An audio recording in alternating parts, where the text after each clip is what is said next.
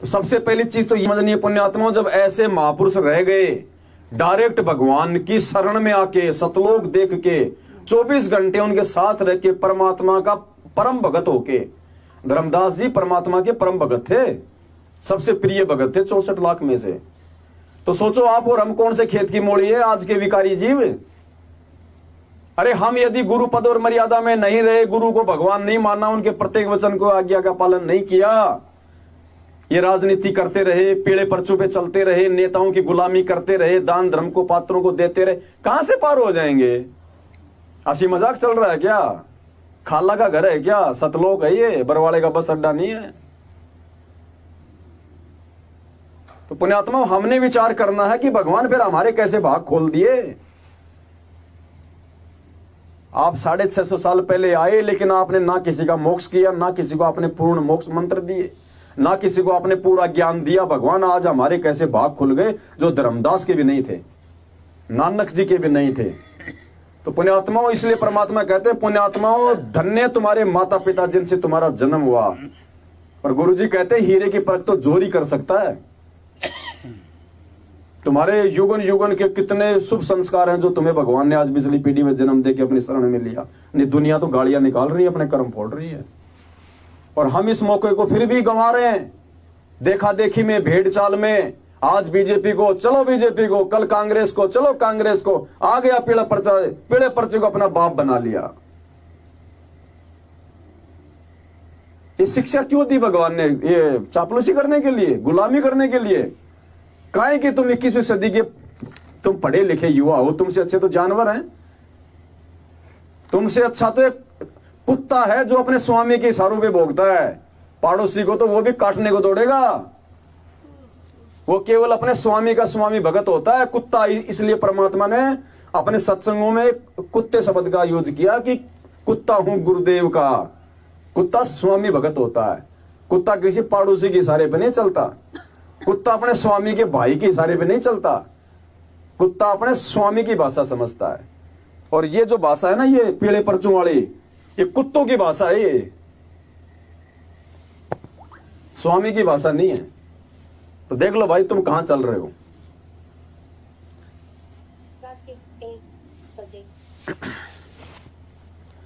तो पुण्यात्मा, सबसे पहला तो बस ये विचार करना कि हम कहां हैं उन महापुरुषों की तुलना में।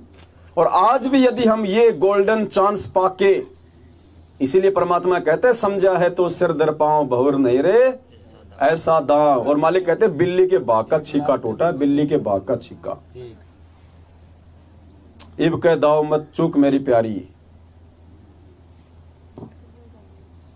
तो पुण्यात्मा, सभी आत्मा यही धक्के खा रही हैं आज हैं। अगर आज भी अगर वो मर्यादा में रहेंगे, टिके रहेंगे, गुरु को भगवान मानेंगे, तो मोक्ष होगा। ऐसे मोक्ष नहीं होना, धक्के खाते रहो ऐसे तो। और दूसरा रास्ता है ही नहीं कोई गुरु को भगवान मानने बिना। और गुरु को भगवान मानने की पहचान दास ने आपको बता दी। प्रथम तो गुरु जी को भगवान मानना, और गुरु जी को भगवान वो मानेगा जो गुरु जी को हलवे राम का भोग लगाएगा। ये हलवे राम का मैनेजमेंट का 36 का आंकड़ा है। ये हमने प्रकट गुरु जी को भोग लगाना क्या शुरू किया? मैनेजमेंट वालों की बीवी पत्नी बेटी अगर खाने के लिए भी हलवा बना लेती है तो उनको चिंता हो जाती है कि गुरु जी को तो नहीं लगाएगी।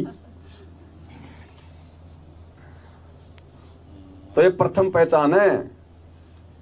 जो व्यक्ति अपने गुरुदेव सतगुरु रामपाल जी भगवान को भोग की आरती के साथ भोग लगाएगा, समझ लेना 50% तो वो गुरु को भगवान मान चुका है। बाकी 50% वो साथ संगति में आ जाएगा खुल के।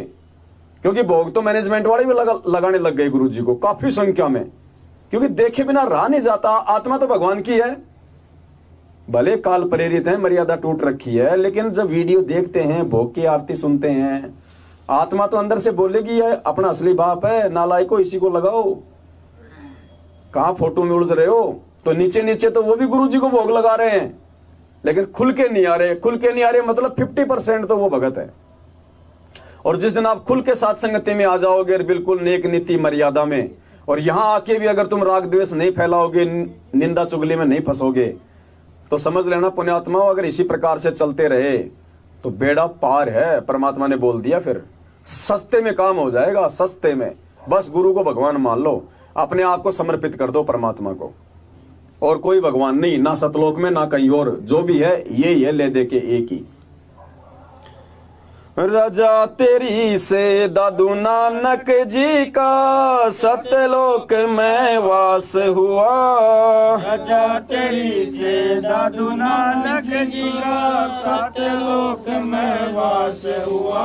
रजा तेरी से दादू नानक जी का सतलोक में वास हुआ। रजा तेरी से दादू नानक जी का सतलोक में वास हुआ। सो परसन उतर कीने तब धर्मदास के विश्वास हुआ। सो परसन उतर कीने तब धर्मदास के विश्वास हुआ।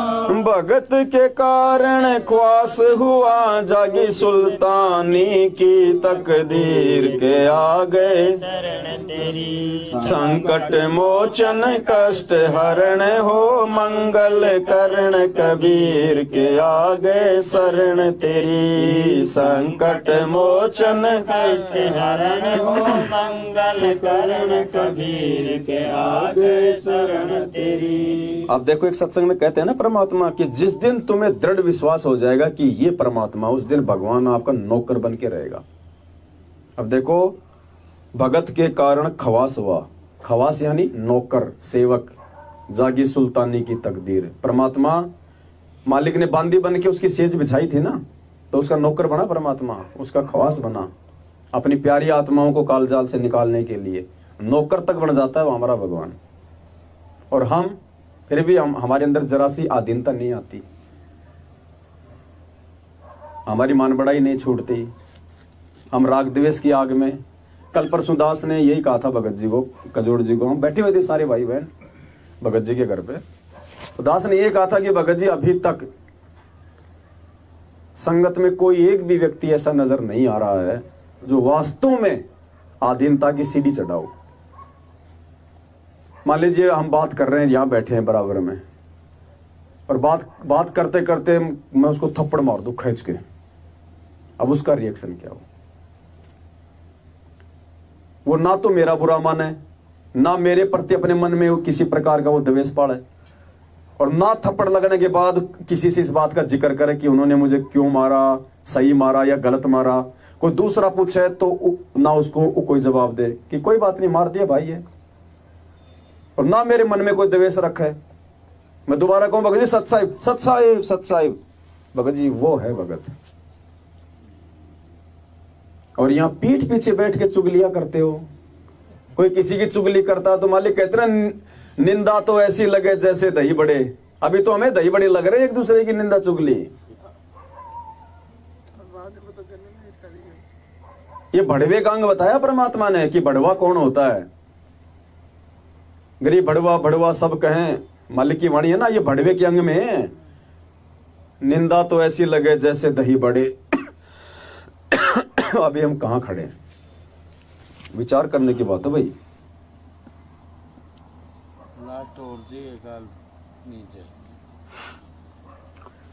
पाव चणों के लालच में या बंदर वाली मूठ गई। पाव चनों के लालच में या बंदर वाली मूठ गई। पाव चणों के लालच में या बंदर वाली मूठ गई। पाव चनों के लालच में या बंदर वाली मूठ गई। मूठ खुले ना जान बचे ना, हे साहेब ये कौन भई। मूठ खुले ना जान बचे ना, हे साहेब ये कौन भई। राम पाल सतगुरु शरणा लई, खाई शब्द दूध की खीर के आ गए शरण तेरी। संकट मोचन कष्ट हरण हो, मंगल करण कबीर के आगे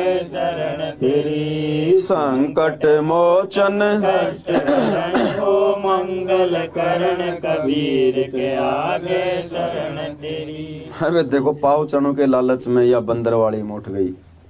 अब परमात्मा ने तो हमें वो केला भी दे दिया आके, ये तत्व ज्ञान रूपी, फिर भी हमारी ये मूठ, हमारा ये लालच, ये अपना स्वार्थ, ये मान बड़ाई, ये अहंकार, लोभ, ये नहीं छूट रहा भाई। और ये छूटे बिना तो भाई 7 जन्म परमात्मा नहीं पा सकते अपन। तो कोशिश करनी है, हमारे में से परफेक्ट कोई नहीं है। हम यहाँ पे किसी को कोई प्रवचन नहीं दे रहे, हम किसी को कोई शिक्षा नहीं दे रहे, हम साथ संगति में बैठ के हम इन विषयों पे हम चर्चा कर रहे हैं। अब माइक चाहे मेरे हाथ में हो, चाहे नाथू जी के हो, चाहे किसी और के हाथ में हो, अब भगत भाई तो 2 बातें बोलेगा ना, अपने भाइयों को समझाएगा ना। अब इन्हीं बातों को लेकर वो लोग कह देते वो तो गुरु बनेगा। बस बस बढ़ने वाला है, बस थोड़े दिनों में बढ़ने वाला है गुरु, तुम्हारा गुरु वो, मतलब ये कह के भी अपने वो कर्म फोड़ रहे हैं। ये व्यर्थ की निंदा चुगली। तो ये पावचने भगत जी, ये छोटी मोटी, ये नौकरी पैसा काम धंधे, कार कोठी गाड़ी घोड़े, ये सब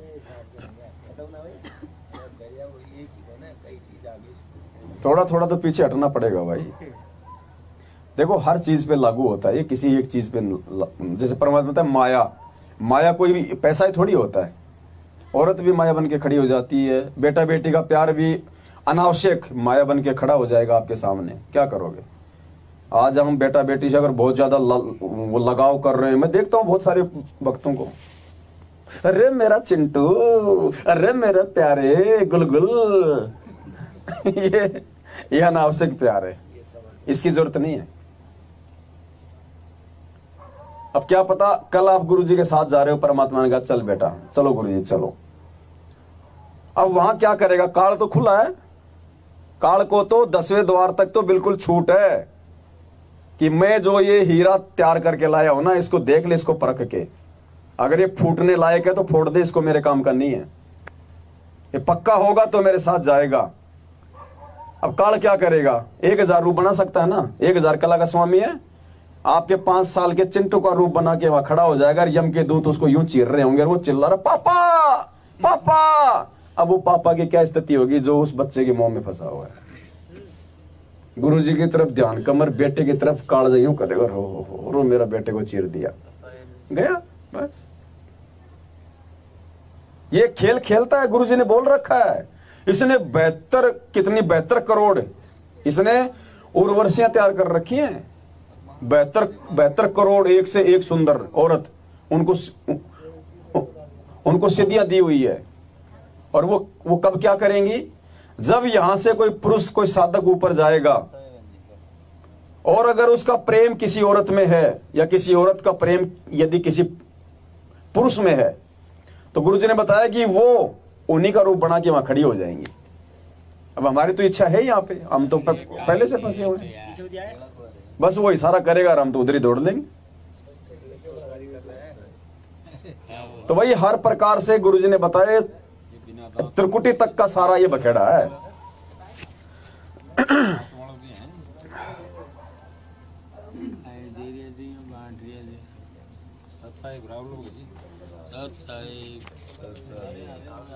अरे पवन भगत जी ने भी तो दो कहीं इतनी सारा एक शब्द गाएंगे परमात्मा का, फिर खाएंगे, बाकी खाते रहो खाने वाले। जिनकी बैटरी डिस्चार्ज हो गई वो खाओ। नहीं माँ की तो खराब हो जाएगा। सत साहिब